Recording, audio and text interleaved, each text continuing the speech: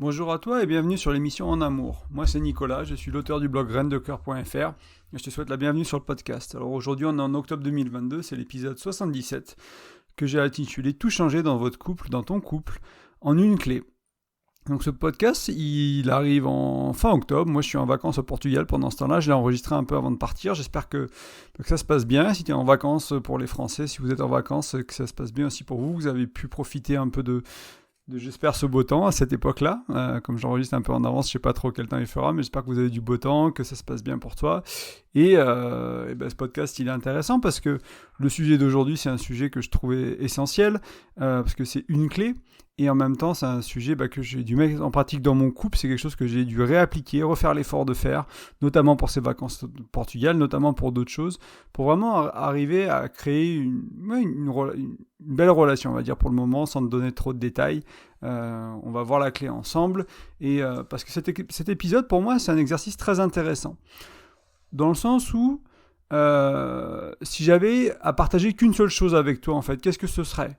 S'il n'y avait qu'un conseil, qu'une idée, qu'un outil, qu'une croyance, qu'un concept, voilà, qu'est-ce que je pourrais partager avec toi en fait ?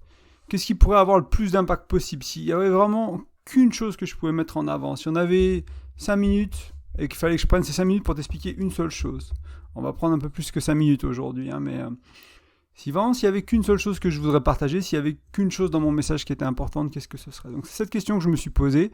Et j'ai essayé d'y répondre du mieux possible, en prenant tout ce que je sais, tout ce que je vis. Il y a plein de réponses possibles, j'aurais pu t'en donner une autre, mais aujourd'hui on va parler de ça, de la réponse que j'avais envie de te donner. Parce qu'au final, d'une certaine manière, chaque épisode, chaque article que j'écris, ils sont tous incomplets, c'est-à-dire qu'il y a tellement à dire, il y a tellement de choses qu'on pourrait rajouter sur le thème quand je parle de communication. La semaine dernière, on parlait de sexualité, etc. Il y a tellement de choses que j'aborde pas, des fois les podcasts, ils font 40 minutes, 60 minutes, c'est déjà énorme de temps, quoi. Je veux dire, pour des personnes, pour toi, c'est peut-être beaucoup d'écouter déjà un podcast de 60 minutes. Et en même temps, on peut pas parler de tout le temps, on peut pas tout dire. Et cet exercice, je le trouve intéressant de se dire, si on devait ramener à qu'une chose, qu'est-ce que ce serait ? Parce que souvent, on a cette habitude d'accumuler. On lit, on écoute, on apprend, on fait une montagne de savoir, on fait une montagne de théories dans notre tête. Mais en fait, ce qui se passe, c'est que notre quotidien, il ne change pas tant que ça. Très peu ou pas du tout. Notre couple, dans le cadre du couple, il ne change pas. On fait les relations de la même manière, on va de relation en relation, mais c'est pareil, on recrée les mêmes schémas, on recrée les mêmes problèmes. Et ça avance pas, ça évolue pas, ça change pas, ça se transforme pas. Pourtant, on a appris, pourtant, on a écouté. Alors peut-être que ça change un peu, mais radicalement, ça n'a pas changé. C'est pas ce qu'on veut encore. On n'en est pas là. Et ça, c'est un peu le problème aujourd'hui du développement personnel, de la spiritualité. C'est tellement accessible. Il y a tellement de choses. Il y a tellement de gens qui en parlent. Tu peux trouver, j'imagine, des tas d'autres podcasts en français. Moi, j'écoute principalement mes podcasts en anglais sur le couple. Il y en a des tas aussi. Des vidéos YouTube, des livres. Il y a trop, en fait. Il y a trop d'outils, il y a trop de choses.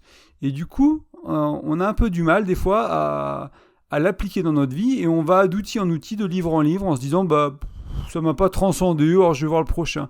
Alors qu'en fait, on n'a pas vraiment pris le temps de l'intégrer, en fait. On n'a pas vraiment pris le temps de mettre en pratique ce qu'on a appris. On n'a pas vraiment pris le temps que ça nous transforme de l'intérieur, que vraiment, tu vois, il y a des gens qui diront, dans la vie, tu peux lire un seul livre de développement personnel et va le lire 50 fois. Et chaque chose, tu la mets en pratique dans ta vie. Et chaque chose, tu l'appliques. Et chaque chose, tu vois si ça change ou pas. Et éventuellement, après l'avoir lu 15 fois et après avoir fait ça pendant des années, tu passes à un deuxième livre. Mais il y a des gens, ils vont lire, par exemple pour les chrétiens, ils vont lire la Bible toute leur vie. Il y a dans d'autres pratiques, dans le yoga aussi, il y a quelques livres que les personnes lisent et qui relisent, etc.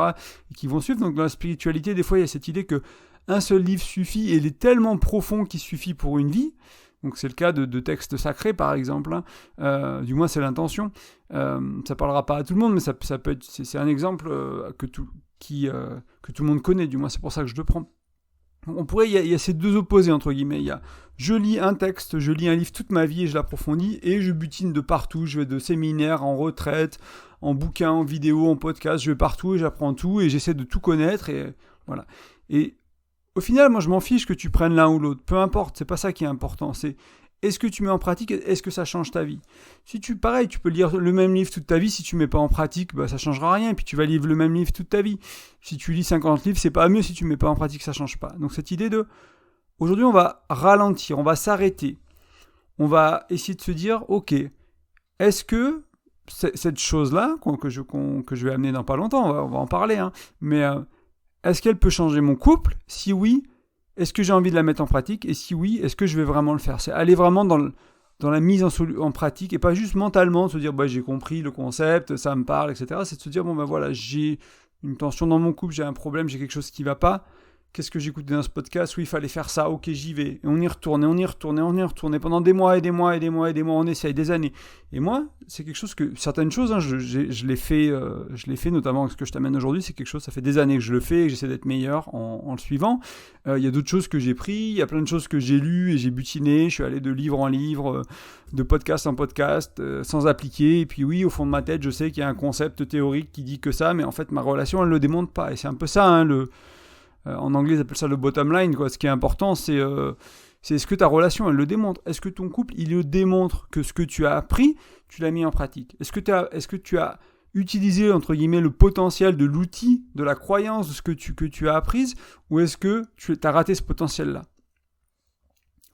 Donc voilà, aujourd'hui, mon invitation, c'est de temps en temps, quand tu as un bel outil, quand tu as quelque chose qui est utile, que tu penses qui est intéressant, sers-toi-en, deviens-en un expert, apprends à le maîtriser. Tu sais un peu, à l'époque, les gens, ils avaient des métiers où ils devenaient forgerons, je sais pas quoi, et puis ça devenait vraiment quelque chose, un craftsmanship, quoi, quelque chose, ça en devient une voie presque spirituelle de devenir forgeron ou de devenir, je sais pas quel autre métier, c'est presque un art en fait quand tu deviens vraiment bon. Il y a des gens qui le font comme un métier un peu banalement, mais il y a pour des gens qui prennent ça vraiment comme un art et qui vont créer des choses fines avec beaucoup de connaissances, avec beaucoup d'expérience, etc. C'est un peu ça que je te propose là, c'est d'aller vers cette expertise-là, de devenir un expert de ce que je t'amène aujourd'hui ou autre chose qui, toi, est très pertinent pour ton couple, que tu as vraiment besoin aujourd'hui dans ta vie et de t'en servir. Et ça ne veut pas dire qu'il faut le suivre toute ta vie. Peut-être qu'à un moment donné, il va falloir le jeter et passer à autre chose. C'est tout à fait possible aussi. Ou passer à autre chose pour passer au niveau d'après. Des fois, des fois la solution, ça devient la prison. Et après, il faut casser la prison. Enfin, faut passer à un niveau différent, entre guillemets. Mais déjà, prends quelque chose qui va faire du bien à ton couple et essaie vraiment de le mettre en pratique. C'est un peu mon invitation aujourd'hui. Et une des choses que tu pourrais te demander, c'est si quelqu'un regardait ma relation. Là, il y avait l'inspecteur du couple qui passe, il regarde ta relation peigne fin, et est-ce que pour lui c'est évident que tu as mis ça en pratique? Est-ce que c'est évident que tu l'as mis en place? Est-ce que ton couple il transpire que tu as mis ça en place? Voilà, est-ce que c'est évident que ça a transformé ton couple d'avoir mis ça en place? Et si c'est pas le cas, ça vaut peut-être le coup parfois de retourner aux bases, au lieu d'apprendre du nouveau, c'est de se dire, voilà, il y avait ce concept-là, on l'a un peu appliqué, mais moi, je pense vraiment qu'il peut être transformateur pour mes relations de couple, pour moi, pour ma chérie, pour notre relation. Ok, on y retourne. Il y a aussi, dans les arts martiaux, il y a des, je sais plus c'est qui, c'est Bruce Lee ou je sais pas qui disait qu'il avait peur de la personne qui avait pratiqué 10 000 coups de pied, enfin 10 000 fois le même coup de pied, mais pas peur de la personne qui avait pratiqué 10 000 coups de pied différents. Et tu vois bien que la personne qui a pratiqué 10 000 fois le même coup de pied, elle sait ce qu'elle fait. Celui qui a pratiqué 10 000 fois des coups de pied différents, elle ne sait pas ce qu'il fait. Pareil, quand tu passes à des sports, quand tu écoutes des interviews des fois de sportifs de haut niveau, tu pourrais dire que leur entraînement, des fois, c'est que des trucs de fou. Et il y a des coachs qui vont te dire que non, leur entraînement, c'est les bases. Ils retournent aux bases tout le temps. Et moi, dans pas mal d'interviews que j'ai écoutées de sportifs, c'est ce qui est revenu, c'est pratiquer les bases du sport. Vraiment aller aux bases, les refaire tous les jours, ce qui est fondation. Et c'est pareil pour le couple. Qu'est-ce qui est fondation pour ton couple et qu'est-ce que tu dois faire tous les jours? Pratique de gratitude, de la tendresse, de l'amour, de la sexualité, de la spiritualité, etc., etc. Qu'est-ce qui est fondation, qu'est-ce qui nourrit ton couple profondément et que tu as besoin pour être épanoui, que ton couple a besoin pour être épanoui et pour perdurer dans le temps. Et retourner à ça tout le temps. Donc là, l'idée de ce que je t'ai amené aujourd'hui, c'est pas de t'amener 17 concepts qui peuvent tous t'impacter. Là, le podcast d'avant, c'est marrant parce que j'ai fait 11 clés, le podcast de la semaine dernière autour de la sexualité pour justement essayer de te donner une porte d'entrée qui peut-être fonctionnera pour toi, peut-être les 10 autres fonctionneront pas, peut-être que pour quelqu'un d'autre elle fonctionnera à 3. Dans la semaine dernière j'ai fait l'inverse, j'ai jeté plein de trucs sur le mur et tu prends ce que tu veux. Là aujourd'hui je donne la même solution à tout le monde entre guillemets, j'amène le même concept, la même idée en disant que ça c'est l'une des choses les plus importantes pour moi. C'est vraiment l'une des choses les plus importantes pour moi et qui peut impacter le plus ton couple de ce que j'ai vu. Et donc je t'invite à écouter attentivement, à éventuellement prendre des notes, peut-être à partager ce podcast avec ton ou ta chérie pour dire écoute, essayons ça, et moi, je vais essayer de pas juste amener un concept théorique, de te montrer comment tu peux l'appliquer aussi. À quel moment, moi, dans mon couple, je l'ai appliqué pour vraiment que tu aies une sorte de prise de conscience et que tu te dises, ok, là, je peux revenir à ça. Là, je peux revenir à ça. Là, je peux revenir à ça. Quand ça va bien, je peux revenir à ça. Quand ça va mal, je peux revenir à ça. Quand c'est entre les deux, je peux revenir à ça. C'est quelque chose que tu peux avoir avec toi tout le temps, ce que je t'amène aujourd'hui. Dans les beaux moments, mais dans les moments difficiles. Dans les moments légers ou dans les moments sérieux. Donc cette clé, elle va t'aider à transformer ton couple en profondeur. Donc elle va t'aider à cultiver la joie, à cultiver ce qui est agréable. Ça peut à cultiver l'intimité, la proximité, la cohésion, l'entente, l'écoute, l'accueil, la prise de décision et l'action. Donc c'est cet outil, cette clé, cette manière de voir le couple, tu peux l'appeler 17 manières différentes si ça t'intéresse. Bon, on s'en fiche, c'est pas le nom qui est important.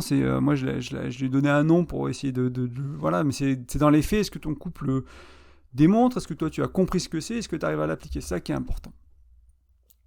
Et avant de parler de cette clé, de cette fameuse clé, pour ceux qui connaissent, pour ceux qui ont déjà écouté le podcast, qui lisent les articles, qui sont un peu déshabitués, on va dire, je t'invite à prendre un instant et essayer de deviner ce que je vais amener. Alors on s'en fout d'avoir juste ou pas. Le but, c'est pas d'être celui qui a trouvé, celle qui a trouvé, ça on s'en fout. Moi en tout cas je m'en fous. L'idée c'est de te faire réfléchir et prendre du recul sur ce que tu as appris en écoutant mes podcasts ou en lisant mes articles et qui te paraît essentiel pour toi. Parce que moi ce que je vais amener aujourd'hui, c'est peut-être pas ce que tu as besoin, comme j'ai pris qu'une clé, j'ai pris qu'une chose, mais tu as peut-être déjà entendu quelque chose qui pour toi était essentiel. Tu t'es dit, waouh, ça, il me le faut dans ma vie, il me le faut dans mon couple, il faut qu'on arrive à l'intégrer, quoi. Et donc je t'invite à prendre note de ça, à réfléchir, à prendre encore 30 secondes peut-être, à te dire, bon, bah, s'il y avait qu'une clé dans tout ce que je connais de ce qu'il amène sur Graines de Cœur, Nicolas, qu'est-ce que ce serait? Qu'est-ce qui a vraiment fait du bien à mon couple, ce qui m'a vraiment fait du bien à moi, à ma chérie, à mon chéri, etc. Et voilà, n'hésite pas à le partager dans les commentaires. Et si jamais c'est quelque chose que tu n'arrives pas à implémenter, en plus c'est quelque chose qui vraiment vous galérez dans ton couple à l'implémenter, moi je peux t'accompagner pour ça. J'ai un service d'accompagnement, tu vas sur grainesdecoeur.fr, tu cliques sur l'onglet accompagnement, il y a un petit descriptif de plus ou moins ce que c'est et ce que c'est pas. Et du coup, derrière, si ça te parle, tu me contactes, il y a un petit lien vers le formulaire de contact, tu m'envoies un email et on échange, on voit si travailler ensemble fait du sens, etc., à quelle fréquence. Et moi, je peux t'accompagner pour mettre en place ce qu'on va voir aujourd'hui ou mettre en place ce que tu as vu ailleurs si vraiment c'est difficile. Moi, je me suis fait accompagner à plusieurs reprises dans ma vie sur plein de trucs, sur le couple et pas que le couple, parce que c'est pas toujours évident de tout faire tout seul en fait. Des fois, on va plus rapidement, on va plus en profondeur quand on travaille avec quelqu'un qui a déjà l'expérience, qui l'a déjà fait, qui comprend peut-être avec un peu plus de finesse ce qui se passe. Voilà. Donc c'est ce qui était important. Je relis juste mes notes avant de te partager la clé. Voilà, ce qui est important, c'est de le mettre en pratique, c'est de l'utiliser. Voilà, si c'est pas la clé d'aujourd'hui, c'est pas grave, mais si tu as trouvé quelque chose de ce que je t'ai amené ou ailleurs sur le couple qui est vraiment important pour toi, n'hésite pas à en prendre note et à te demander, est-ce que ma relation en est la preuve incarnée que j'ai compris, que j'ai implémenté, que je le vis, en fait, que je le transpire. Et si la réponse est non et que c'est important pour toi, je t'invite à retourner aux bases, à relire le livre, à réécouter l'épisode, à refaire ce travail-là de base, simple, qui peut paraître chiant pour certains, honnêtement. Des fois, c'est pénible de relire le même livre et de se dire, zut, il faut que je réécoute la même vidéo. Mais c'est important. Moi, j'ai un des mentors que j'aime beaucoup qui est dans la finance, qui n'a rien à voir, qui est Robert Kiyosaki, rien à voir avec le couple. Il dit qu'il écoute chaque épisode de podcast, chaque interview qu'il écoute en radio, il écoute 3 fois. Au moins 3 fois. Voilà, pour avoir plus de compréhension, plus de nuances, aller plus en profondeur à chaque fois qu'il réécoute. Donc c'est aussi un conseil qui est valable, surtout pour quelque chose qui est important pour toi et qui peut faire du bien à ta relation. N'hésite pas à venir dans les commentaires, tu vas sur grainesdecoeur.fr, tu retrouves l'épisode 77, tu mets un petit commentaire sur qu'est-ce que c'était pour toi, cette chose très importante, que ce soit ce que j'ai amené aujourd'hui ou autre chose, et qu'on en discute. On en arrive à la clé, on est presque là. Je fais beaucoup de teasing aujourd'hui, comme il n'y a qu'une chose à amener, on va décortiquer en long, en large et en travers, ça va prendre un peu de temps, mais je vais faire un peu de teasing aussi avant. Donc imagine une relation dans laquelle il y a une vraie entente, une communication ouverte, intime, bienveillante, une relation dans laquelle tu te sens qu'il est possible de compter sur l'autre, tu peux vraiment compter sur l'autre. Une relation qui est remplie, il y a une capacité d'accueil qui est vraiment belle, qui est là, il y a du non-jugement, il y a une intimité, il y a une connexion, elle est émotionnelle, elle est sexuelle, elle est spirituelle, elle est dans toutes les dimensions qui te va. Et dans une relation comme ça, il y a beaucoup de choses qu'il faut pour que ça perdure sur le temps, mais il y a quelque chose d'indispensable. Et c'est ça que je voulais amener, c'est la clé d'aujourd'hui, c'est ce que j'appelle moi créer l'équipe. Et on va voir ce que c'est créer l'équipe. Créer l'équipe, c'est notamment être à 2 dans le même camp, plutôt que d'être l'un et l'autre et se taper dessus avec le problème. Des fois, dans les couples, quand il y a une tension, quand il y a un problème, on prend la situation qui est problématique, on prend le désaccord et on se tape dessus, on se reproche, etc. Là, créer l'équipe, c'est venir du même côté du filet. C'est pas le problème, c'est pas la balle de tennis et on se la renvoie avec des revers, avec des smashs, avec des trucs. Non, on joue entre guillemets en double, on se met du même côté du filet. C'est une métaphore que je trouve pas mal, que j'ai pris de Tom et Elisa Billieux sur leur podcast Relationship Theory, des Américains qui est en anglais, cette idée de, voilà, on va être tous les deux du même côté. Et ça correspond bien à l'équipe, parce que c'est une équipe de tennis en deux aussi. Donc créer l'équipe, c'est notamment choisir l'autre. C'est avoir le courage, la conscience de se tourner vers le couple quand ça va mal, mais aussi quand le couple il est en danger. Un exemple qui est très flagrant, et que beaucoup de couples vivent, c'est quelque chose, je sais pas, il y a une fille qui me plaît, par exemple. Il y a une fille qui me plaît, qu'est-ce que j'en fais ? À partir de là, me tourner vers le couple, c'est déjà décider de pas m'engager vers cette fille qui me plaît. C'est pas flirter, pas draguer, pas essayer d'avoir son numéro, pas rentrer en relation avec elle. C'est éventuellement aller voir ma chérie en disant bah là il se passe quelque chose, je suis en train de tomber amoureux, ou il y a vraiment quelque chose qui m'intrigue chez cette personne, qu'est-ce que je projette, etc. Donc il y a déjà cette idée de pas aller vers l'autre, se retourner vers le couple, éventuellement l'amener, et de continuer à choisir ma partenaire, parce que c'est avec elle que j'ai envie, c'est avec elle que je suis déjà amoureux aujourd'hui, c'est avec elle que j'ai envie de créer mon futur, etc. Alors je veux pas dire qu'il n'y aura jamais de séparation et qu'il n'y aura jamais une autre personne que tu rencontreras qui te fera quitter ta partenaire ou ton partenaire actuel. C'est pas ça que je dis, mais voilà, dans un premier temps, et puis ça n'empêche pas éventuellement de dire, bah en fait, je suis en train de tomber amoureux de quelqu'un d'autre, de le ramener c'est pour ça que je dis de la conscience, hein, c'est se rendre compte de ce qui se passe, en discuter avec conscience, avec accueil, avec bienveillance, avec quelqu'un qui est capable de comprendre qu'il y a d'autres personnes sur cette terre qui sont agréable à voir et à être autour, tu vois, c'est ta chérie ou ton chéri, c'est pas le seul être humain plaisant sur cette planète, il y a plein d'autres êtres humains qui vont te plaire à toi, qui vont plaire à ton ou ta chérie, et voilà, ça fait partie entre guillemets du jeu du couple, hein, que l'autre il parte pour quelqu'un d'autre et que la relation s'arrête, ça fait partie des possibilités tout simplement. Donc voilà, c'est se tourner vers le couple, amener les choses comme elles sont, et ne pas se tourner vers le couple, ce serait tromper, ce serait ne pas en parler, ce serait le garder pour soi, ce serait aller créer cette relation parallèle, etc. Donc c'est un exemple un peu, on va dire, stéréotypé de la tromperie de l'autre, mais ça va être plein de petites choses comme ça dans la journée, toutes les choses qui font honte, qu'on n'ose pas dire, toutes les choses qui se passent dans notre tête, qu'on n'ose pas dire. À chaque fois qu'on ne se tourne pas vers le couple, qu'on ne le partage pas, qu'on ne le ramène pas dans le couple, on va vers l'extérieur. À l'extérieur, c'est pas toujours une jolie fille ou un joli garçon, c'est pas toujours ça. Ça peut être juste s'évader, aller dans une addiction, aller dans un hobby, etc., etc.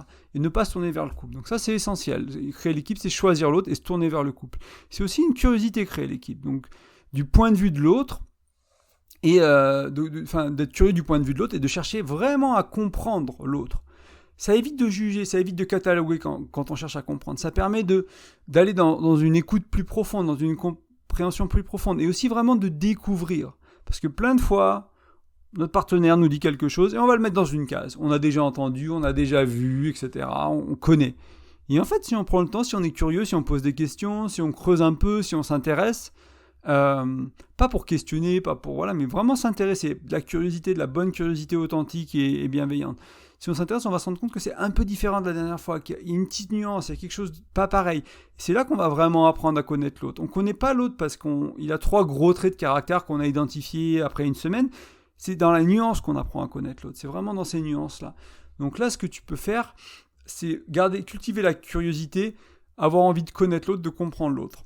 Et c'est vraiment quelque chose d'important, hein, pour garder une relation sur le long terme. Cette idée de curiosité, hein, les couples qui durent, je le dis souvent, mais c'est souvent des couples qui sont épanouis, qui sont heureux, c'est souvent des couples qui ont gardé une curiosité. Ils ne pensent pas qu'ils savent tout sur l'autre, en fait. Du coup, ils vont chercher à comprendre les nuances, encore une fois, comme je viens de te l'expliquer. Donc créer l'équipe, c'est aussi chercher des solutions gagnantes-gagnantes. Et surtout, éviter de vouloir gagner, éviter de se mettre dans la position du perdant et de laisser gagner l'autre. Parce qu'en fait, le problème en couple, hein, c'est s'il y a un gagnant, il y a un perdant et le couple y perd. Donc il y a un gagnant pour 2 perdants. Donc tu te rends bien compte que ça va pas dans la direction de la construction du couple, ça, techniquement. Donc c'est apprendre à créer des solutions gagnantes-gagnantes. Donc là, il faut des outils de communication, il faut de la conscience, il faut de la bienveillance, il faut de la capacité d'accueil, etc., etc. Mais je vais pas détailler ça plus loin, parce que ça prendrait presque un podcast en lui-même pour aller vers du gagnant-gagnant, mais c'est cette idée de win-win en anglais, c'est pas que trouver des compromis, c'est bien mieux que ça, c'est utiliser sa créativité pour trouver une solution qui est parfaite pour les deux, ou qui est très bien pour les deux. Parfois, il y aura des compromis, mais ce sera peut-être pas un compromis taureau pourri. Il y a plein de couples qui font des compromis à la con en disant je perds, tu perds, on perd tous les deux, puis en plus le couple y perd, on est 3 perdants, voilà, il y a trois losers entre guillemets, et il y a mieux que ça à faire. Souvent, il y a mieux que ça. Et parfois, ce sera le cas. Parfois, il faudra faire un compromis, et c'est ok aussi. C'est aussi ok. Il faut pas non plus... voilà, mais des fois, on n'aura pas le temps, pas l'énergie, pas l'espace de trouver une solution. On n'y arrivera pas. Donc, le compromis, ok, mais aller vers les solutions gagnantes-gagnantes. C'est aussi, donc on en parlait, c'est faire face aux problèmes ensemble. Donc s'il y a une tension, s'il y a un désaccord, s'il y a un problème, en fait, là, l'idée que je voulais amener, c'est un peu différent de ce qu'on a vu avant, c'est similaire, mais c'est un peu d'un autre angle, c'est que une tension, un problème, un désaccord, ça va créer de la distance entre nous. Et donc, en fait, quand on accumule ces choses-là, quand on accumule ce qui crée de la distance, les non-dits aussi, la honte, la peur, la colère, les reproches, etc., etc. Au bout d'un moment, c'est difficile de se regarder dans les yeux, c'est difficile de faire l'amour, c'est difficile de dire je t'aime, on se sent plus amoureux. On se dit merde, qu'est-ce qui se passe ? Qu'est-ce qui se passe dans ma relation ? Et si on est honnête, et si on comprend que c'est toutes ces petites choses-là qui ont été accumulées au fil du temps qui font ça, bon, on peut dérouler la pelote de laine, entre guillemets, on peut dérouler le fil, on se rend compte de merde, qu'est-ce que j'ai fait, quoi, j'ai pas parlé de ça, là je me suis pas exprimé, là on n'a pas discuté de ça, et là je me suis senti pas écouté, et là mes besoins n'étaient pas satisfaits, et puis ça fait 6 mois que c'est comme ça, et puis forcément j'aime plus l'autre. C'est pas nécessairement que je l'aime plus, mais je ressens plus le sentiment d'amour, c'est-à-dire que le sentiment d'amour il est caché par un tas de désaccords, de tensions, de problèmes, de non-dits. Et ça cause beaucoup de problèmes au couple. On pense que être amoureux, ça va durer 6 mois, 1 an, 2 ans, et qu'après, on l'est plus. Mais non, en fait, c'est parce qu'on a caché l'amour. C'est un peu comme les nuages. L'amour, c'est le soleil, et puis on est en pleine tempête, on a accumulé des nuages, quoi. On a accumulé des couches de nuages au fil du temps, parce qu'on ne savait pas que ça faisait ça, on se rendait pas compte, on manquait de conscience. Et du coup, on se retrouve plus amoureux. Et donc ça, c'est vraiment important de faire face aux problèmes ensemble. Et du coup, d'amener dans le couple, pareil, il faut savoir communiquer, il faut être mature émotionnellement pour pouvoir amener ces choses-là, les choses qui amènent de la distance, les choses qui sont du domaine de la honte, etc. Et même pour moi qui pratique ça maintenant depuis, 6-7 ans, de manière continue à chaque fois dans ma relation, c'est important de me dire, là, ça me fait honte, il faut que je l'amène, là, si, des fois, j'y arrive pas, des fois, ça prend du temps, des fois, je mets 3 semaines à l'amener, puis je me rends compte que ces 3 semaines-là, la qualité de la relation, elle s'est dégradée juste en 3 semaines. Alors que tout le reste, on l'a nettoyé, tout le reste, on l'a amené, tout le reste, on en a parlé. Il y avait cette chose-là que j'arrivais pas à amener, qui a duré quelques mois, qui a duré quelques semaines, et qui était vraiment difficile pour moi à amener. Il y avait trop de vraie vie, trop de travail, de stress, etc. Pas assez d'espace, pas le bon espace, etc. Et ça a vraiment impacté la qualité de la relation. Et donc, je me rappelle à mes relations d'avant où je faisais pas le nettoyage autour et que j'amenais pas autant de choses.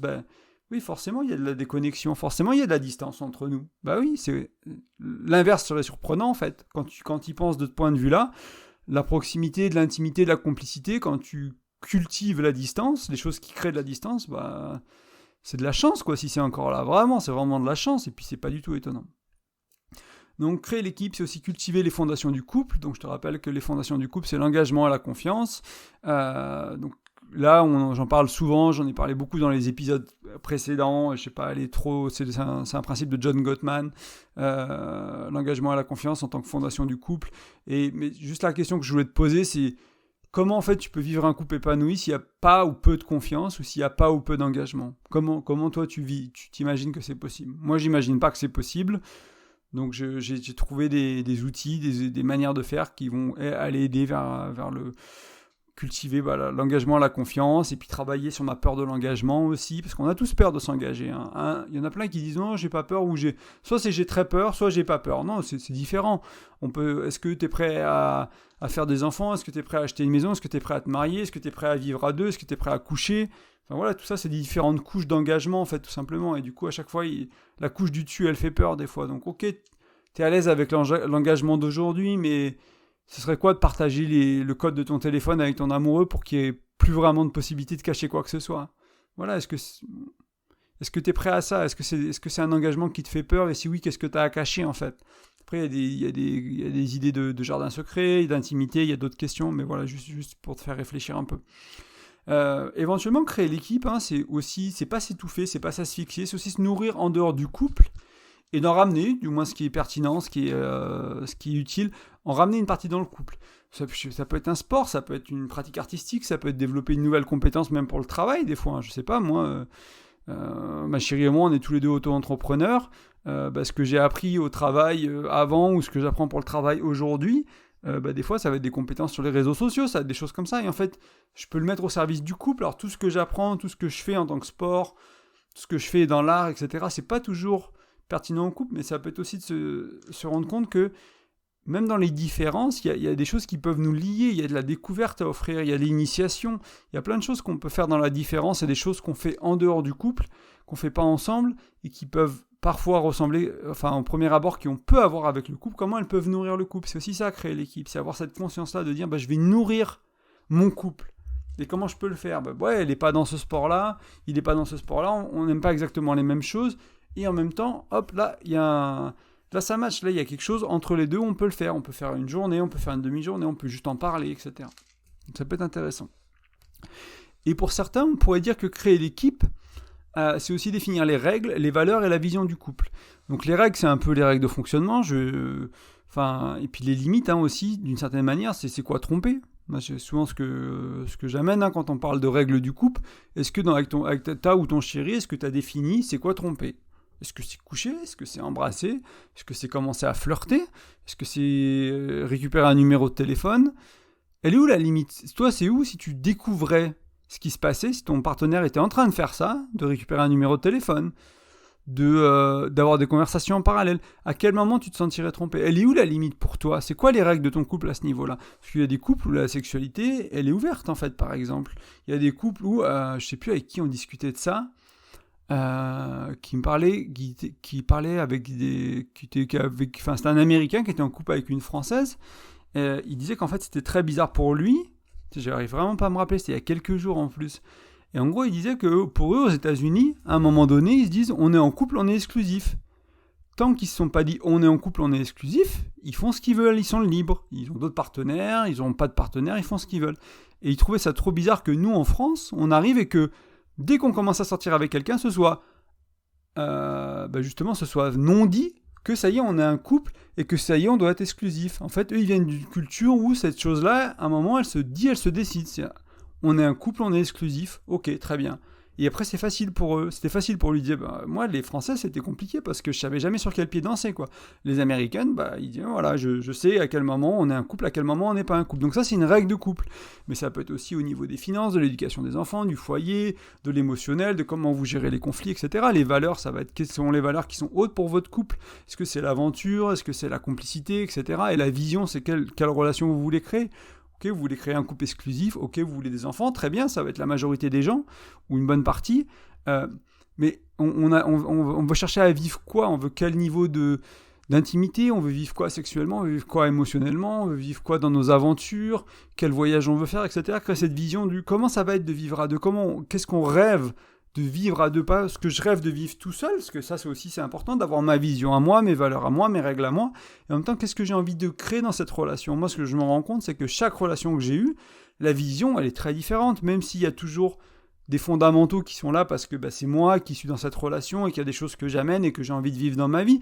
Et en même temps, je suis pas avec la même personne, donc la vision du couple, la vision de la relation, de ce qu'on espère créer ensemble, ce qu'on espère vivre ensemble, c'est pas exactement la même chose, c'est différent. Donc ça, c'est important de le poser. Donc règles, valeurs, vision. Donc ça permet aussi de renforcer l'engagement, de solidifier la confiance. Ça permet aussi vraiment d'être au clair sur la relation que tu veux vivre et que vous allez vivre. Ça permet d'être en paix et d'avoir de la sérénité. Donc voilà, c'est un peu beaucoup de choses, créer l'équipe. J'ai passé en revue pas mal de trucs. Moi, pourquoi je t'ai amené créer l'équipe, c'est parce que c'est puissant. Ça permet de transformer ce qui fait mal ou ce qui sépare en quelque chose qui rapproche. Et ça, pour moi, c'est essentiel. On va voir ça dans une petite seconde avec quelques questions que j'aime bien poser. Mais je trouve ça vraiment énorme, en fait, de dire que là, il y a quelque chose qui nous sépare. Là, il y a quelque chose qui nous éloigne. Il y a quelque chose qui nous fait mal, qui abîme la relation. Et on va se dire, ok, C'est quoi si on crée l'équipe? Comment on crée l'équipe? Qu'est-ce qu'on peut faire pour créer l'équipe? Pourquoi l'équipe elle n'est pas créée? Pourquoi on n'a pas réussi à le faire là? Et transformer ça, transcender ça, le changer la couleur, vraiment, et même l'essence. Et vraiment aller vers quelque chose qui rapproche, quelque chose qui approfondit en termes d'intimité, en termes de connexion, qui vraiment va amener cette cohésion. Et donc aussi, ça permet, parce que quand on crée l'équipe, il y a aussi vraiment cette idée du choix de l'autre qui est essentielle. C'est-à-dire, on est dans la vie ensemble, on est pour le meilleur et pour le pire. Quand c'est super, c'est ensemble. Quand c'est la merde, c'est ensemble. Quand c'est la merde dans ta vie, je suis avec toi. Quand c'est la merde dans ma vie, t'es avec moi. Ça ne veut pas dire qu'on va sauver l'autre, ça ne veut pas dire qu'on est responsable de la vie de l'autre, encore une fois. J'ai fait un podcast il n'y a pas si longtemps sur indépendance, dépendance, interdépendance. Je crois que c'est le 75, il y a 2 podcasts, 74 par là, où je parle de ça pour voilà, rester dans une relation qui est saine, pas tomber dans la dépendance affective, etc. Et en même temps, on sait qu'on a quelqu'un sur vraiment qui se reposait. On a grandi, on a vécu, pour la majorité d'entre nous, dans des communautés, dans des tribus, avant qu'on vive dans des villages, ou voilà, maintenant on vit dans des villes. C'est très impersonnel une ville, mais avant c'était un village, tu comptais sur le voisin qui était paysan, tu comptais pour lui pour certains produits, puis toi il t'aidait pour autre chose. Il y avait vraiment cette vie communautaire, et cette vie communautaire elle n'existe plus vraiment aujourd'hui, et du coup on demande ça au couple, et on attend ça du couple. Donc c'est très bien si le couple il peut avoir partiellement ce rôle-là sur certaines choses, c'est super. Et en même temps, ça ne doit pas être le seul pilier de ta vie, il peut y avoir la famille, il peut y avoir tes proches, tes amis, etc. Et c'est important d'avoir d'autres ressources aussi. C'est déjà bien d'avoir ça. Et de savoir qu'on peut aller à deux, on va pouvoir aller dans des couches un peu plus profondes de la relation à deux. On va aller au-delà des peurs de surface, de dire, j'ai peur, on va faire ça ensemble, ça fait trop peur, on va vivre ensemble, on va acheter ça ensemble, on va faire une famille ensemble, ça fait trop... Aller au-delà de ça et aller plus en profondeur dans ce qu'a à offrir une relation à deux, de ce que ça peut être le vivre à deux, vraiment dans un couple conscient, dans un couple aimant, dans un couple bienveillant, dans un couple accueillant. Ça permet ça à créer l'équipe. Ça permet vraiment d'expérimenter ce que la vie à deux elle a à offrir, ce que le couple a à offrir. Et j'ai une question pour toi, je t'en ai déjà un peu touché tout à l'heure du doigt, mais dès qu'il y a une tension, dès qu'il y a un désaccord, dès qu'il y a un problème, dès que tu sens qu'il y a de la distance, dès que tu sens quelque chose, une sorte de malaise en fait entre vous, ce serait comment si on créait l'équipe? Cette situation qu'on vit là, elle serait comment si on arrivait à créer l'équipe? Et moi, cette question, on se l'est posée ce week-end avec ma chérie sur certaines questions qu'on se posait. On voyait que ça nous séparait, on voyait qu'on n'arrivait pas à trouver de milieu où se retrouver, à être ensemble, à se comprendre, etc. Et puis à un moment, je me disais, mais en fait, ce serait comment si on créait l'équipe sur ces deux sujets-là, quoi? Comment ce serait? Qu'est-ce qu'il faudrait faire? Et après, c'est devenu plus fluide pour moi, parce que ça me permet de déjà se rendre compte qu'on ne crée pas l'équipe, donc on est en train de faire quelque chose qui probablement abîme la relation, qui crée de la distance, qui cultive quelque chose de négatif pour la relation et qui ne va pas aider sur le long terme. Et donc si on cultive ça trop longtemps, il y aura plus de réparation, il y aura plus de problèmes, il y aura plus de choses qui n'iront pas dans la relation. Ça permet aussi d'ouvrir de nouvelles possibilités, parce qu'on se demande, ok, qu'est-ce qu'on ne fait pas qui fait qu'on crée l'équipe? Qu'est-ce qu'on n'a pas dit? Quelles sont les choses qu'on n'arrive pas à accepter, qu'on n'arrive pas à accueillir? Qu'est-ce qui est là pour nous? Qu'est-ce qui est là émotionnellement? Qu'est-ce qui est là intellectuellement? Et qui fait qu'on est coincé, quoi. On n'arrive pas à créer cette équipe, quoi. Ça permet aussi de changer de point de vue et d'entrevoir des nouvelles solutions. Donc ça permet vraiment de prendre de la hauteur, de se dire, ok, on est dans une impasse, on est coincé, on n'y arrive pas. On n'y arrive pas, on n'avance pas. Ce serait quoi de créer l'équipe maintenant? Ce serait comment si on arrivait à créer l'équipe? Qu'est-ce qu'il faut qu'on fasse pour arriver à créer l'équipe? C'est ces questions-là que moi je me pose souvent en fait. Je me suis posé récemment parce qu'il y a des choses qu'on avait besoin de discuter, sur lesquelles on avait besoin d'échanger. Et voilà, il y avait ce blocage. Je dis, ça fait des années que moi je pratique créer l'équipe. C'est pas quelque chose que j'ai découvert hier, que je te partage aujourd'hui. Ça fait vraiment des années que je le pratique. Et des fois c'est pas facile. Et des fois on n'y arrive pas.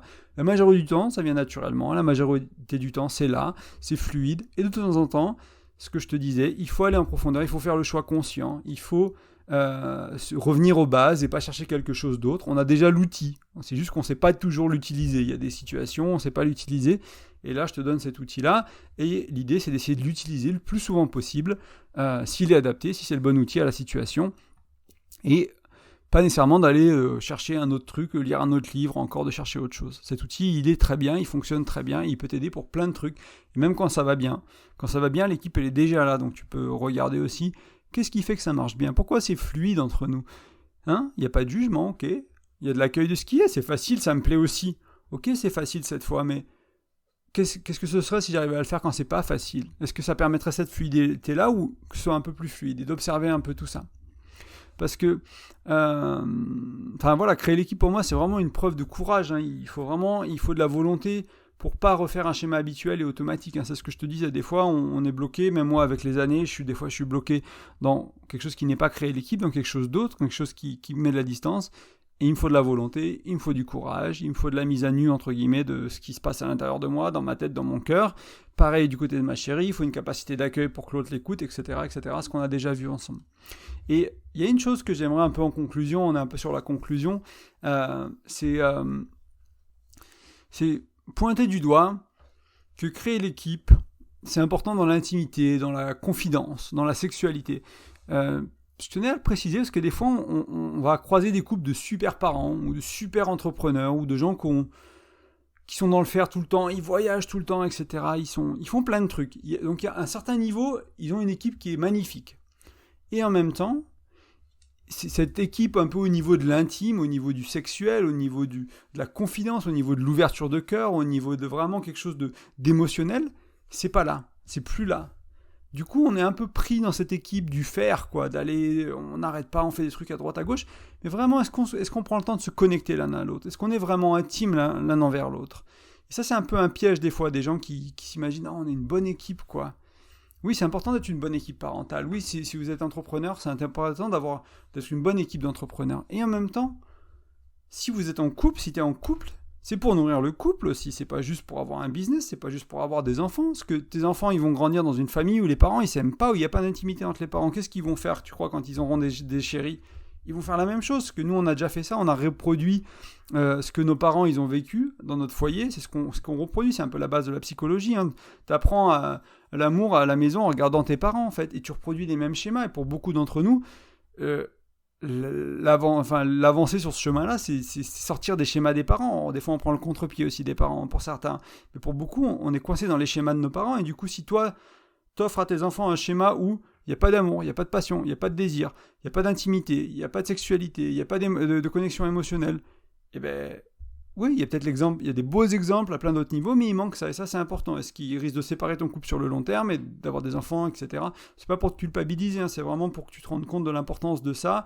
Même dans un couple qui est de super parents, le couple est essentiel. Même dans un couple qui est de super entrepreneurs, le couple est essentiel. La relation intime entre toi et ton chéri, toi et ta chérie, c'est essentiel.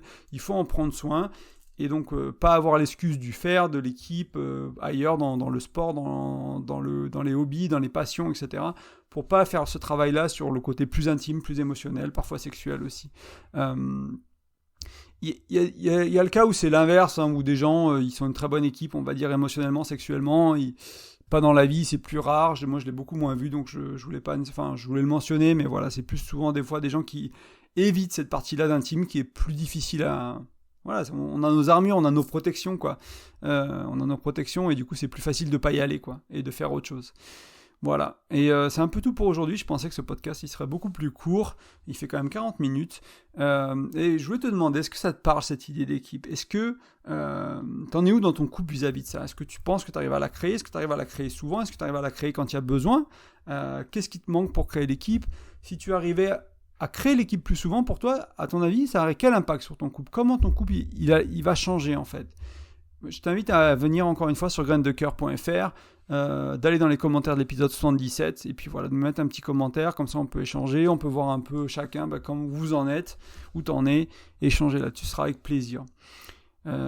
Comme d'habitude, moi je t'invite à laisser une note ou un petit commentaire sur la plateforme de podcast que tu utilises, que ce soit Spotify, iTunes, Deezer, peu importe. Si c'est possible, c'est pas possible partout. Ça permet au podcast de gagner en visibilité, hein, tout simplement. Et puis moi, ça me permet d'avoir des feedbacks de ce que t'aimes, de ce que t'aimes pas. Tu peux le faire sur Facebook aussi, à la page Graines de Cœur sur Facebook. J'ai eu un petit commentaire il y a quelques jours, ça m'a fait très plaisir, d'une dame que je connais pas du tout. Des fois, c'est des amis qui laissent des commentaires, donc voilà, ça fait plaisir aussi, mais c'est pas pareil que quelqu'un que je connais pas, que j'ai pas rencontré. Et merci à elle, et puis merci à tous les autres qui le feront aussi. Ça m'aide et ça me motive, et ça permet de soutenir entre guillemets aussi le podcast et le blog à son développement, parce qu'il y a plus de personnes qui vont le trouver par la suite. Et pareil, n'hésite pas à le partager autour de toi si tu penses que créer l'équipe, ça servirait à quelqu'un dans ton entourage. N'hésite pas à lui partager. Je t'ai déjà parlé tout à l'heure des accompagnements, je vais en redire un mot, mais si tu as besoin, si tu as envie de créer l'équipe dans ton couple et que tu n'y arrives pas, je peux t'accompagner là-dessus. Je peux accompagner ton couple, toi individuellement, ou vous deux individuellement, ou il y a peut-être des sessions en commun si c'est vous deux individuellement aussi. Mais voilà, c'est possible. Graindecoeur.fr, onglet dans le menu accompagnement, il y a tous les détails et il suffit de me contacter pour voir un peu si ça fait du sens de travailler ensemble. Et enfin, il y a mon e-book qui est disponible toujours sur graindecoeur.fr. Il suffit de rentrer ton prénom et ton email. Et c'est un e-book sur la communication avec 5 outils de communication. Donc si jamais créer l'équipe, c'est chaud au niveau communication pour toi, ça peut avoir le coup d'aller télécharger l'e-book, de lire un peu et de mettre en pratique. C'est l'invitation d'aujourd'hui, mais en pratique. Des fois, il faut arrêter d'apprendre, il faut mettre en pratique.